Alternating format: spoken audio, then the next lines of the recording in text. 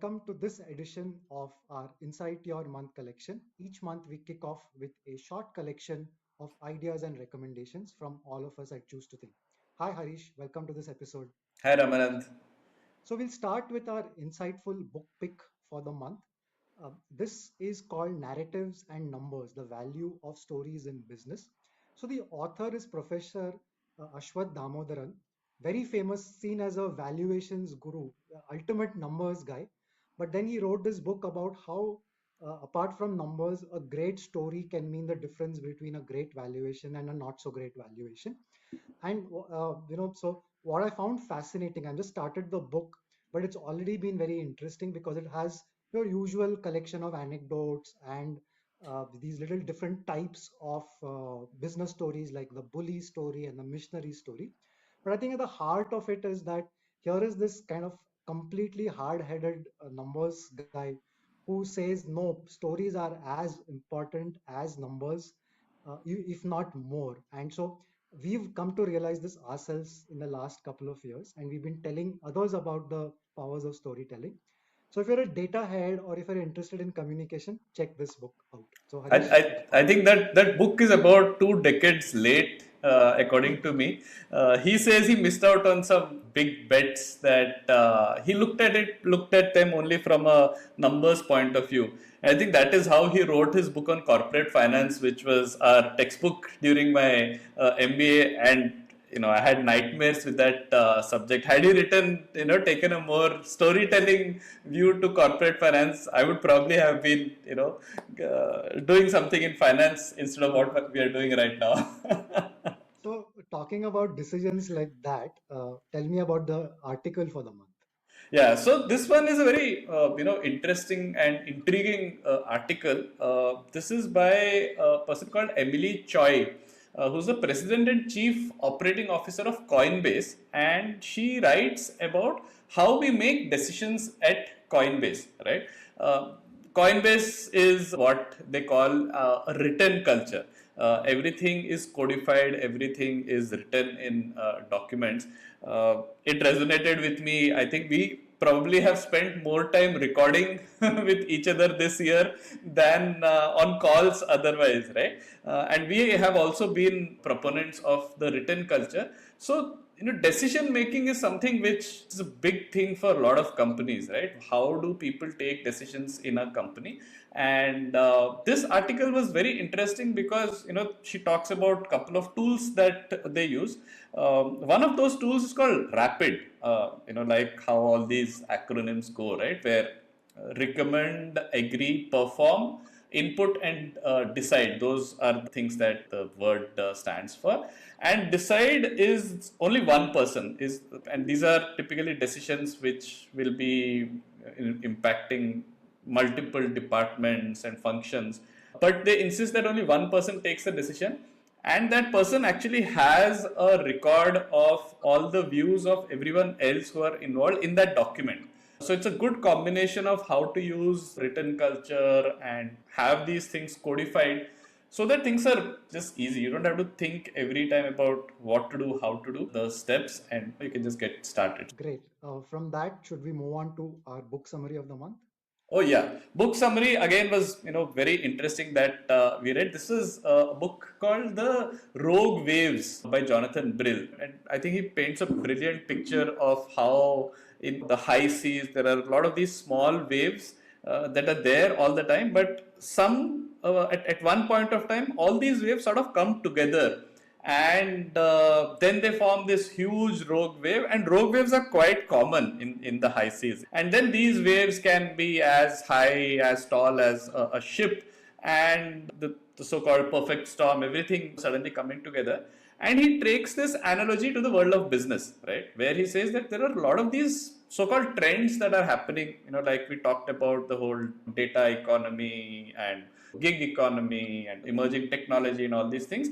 Suddenly at one time all these things will converge, and then that rogue wave can take out an entire industry, right? So those are the kind of things that are the risks that we are facing. One interesting takeaway from the book was Amazon, right? It hires the highest number of economists to do what they call planning for these risk scenarios, and that is probably one of the reasons why they were so much better prepared for what to do with the pandemic. So yeah, rogue waves can come anytime. You have to be prepared, and the smaller kayaks are going to be much better at adapting and maneuvering through these rogue waves. Yeah, that metaphor of being thinking like a kayak, which because the idea of the kayak is that it may be small and it may go overboard when a wave hits it. Even smaller waves can capsize it, but you get back on your feet into the kayak. You upright it very early, and it actually reminded me of our boat club at the College of Engineering, Pune, our shared alma mater, where I had friends who would go kayaking. I couldn't swim, so I wouldn't be very relevant in a world with a lot of rogue waves. So I have to teach myself that first. But the first thing that they did was really to learn to fall, just like in a martial arts course.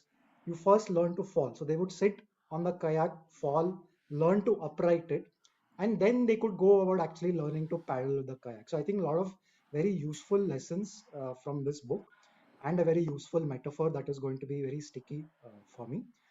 So, Harish, I'm actually going to talk about our podcast of the month first, and then I'm going to ask you to talk about the smartcast. So, talking about podcasts, we are back to the Knowledge Project this for this month's pick.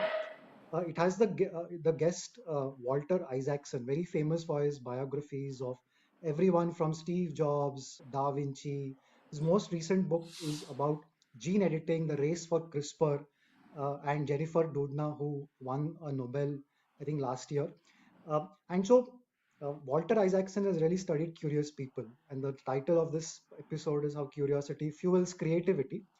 And we are it's a subject that it is very dear to us, and he talks about how all these people were very deeply curious people. So he talks about how the question of why is the sky blue appears not just in the in Einstein's book, it also appears in Da Vinci's notebook. So uh, what is different about these people is that they go beyond surface curiosity. And the other thing is that there is no recipe. We kind of know that, but what is the next best thing? You read about different people, you read about curious people, you make your own connections, and you come up with your own version of your playbook. So interesting episode for people who like you know discussing the topic of curiosity. And with that, let's go to our smartcast, because this was one curious episode. Yeah, this was really one of those out there if you look at the general kind of guests that we have and the topics that we cover, because we actually spoke to somebody who was in the thick of it. Sumit Pai was actually part of the Indian dressing room. He was part of the team when it was going through a period of transition. In fact, let's not call it transition, it was actually a period of transformation, right? There's so many people involved who wanted to make a change, right from the BCCI president to a foreign coach for the first time, and a captain who wanted to take the bull by the horns, and all of that. And you also had this fresh ideas coming from engineers like Srinath and Kumble. So they wanted to have a data centric approach to cricket, which had sort of become the norm in other countries, but India was just getting there, right? So the interesting thing in this conversation was how Sumit actually got the job, because he was very young and there were a lot of youngsters in the team. And he was So good at quizzing. yes, and he was good at quizzing. He was asked to enter his boss's room, apparently, where Srinath asked him a question. So, if you like cricket, why why aren't you playing cricket for your team? And he said, I was stumped. I said, probably this was the first stumped dismissal for Srinath ever. But the interesting thing was that when Sumit got in, right, his job was to get people to start using the analysis and the reports. But the way he had to do it was like how you would think of any business transformation story, right? Where he first built a rapport with the players. He did things like, setting up internet accounts and email accounts for people, helping them with throwdowns and things like that. And when they had that, confidence in him, that's when they started coming to him and asking him, okay, show me this recording from yesterday and how did I get out, and all those things. And of course, coming from a corporate background, when someone like John Wright would give him like a few hours notice and ask him to make a PowerPoint presentation, Sumit was much better equipped to do that at a short notice. So these kind of things helped in making that transformation possible. So that was a very interesting takeaway for me. Yeah, I think that episode has almost all the ingredients of what Choose to Think talks about: change in culture, how curiosity can open doors and help you build rapport, Serendipity. stories, serendipity, habits. I think it's got everything in it. So go find out whose internet connection was fixed by Sumit and why Saurav Ganguly and Jeff Boycott knocked on his Stormed door into his room. at night, stormed into. Yeah, I think knock didn't really happen, but Right. they just kind of just burst into the room. Very fascinating episode, especially if you have followed cricket around that time.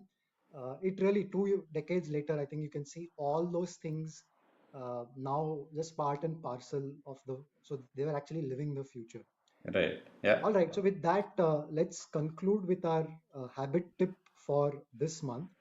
So, if you're a curious person, or if you there is just want to make use of the riches of the internet these days, the explosion of newsletters has just reached another level. So there's a wonderful publications on Substack and all. Everyone has a newsletter of their own, including Choose to Think.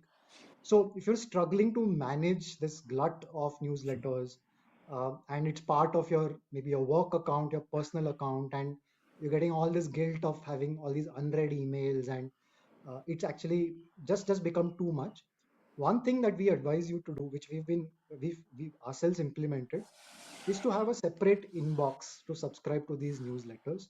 It makes it really a simple task than to just direct all your newsletters there.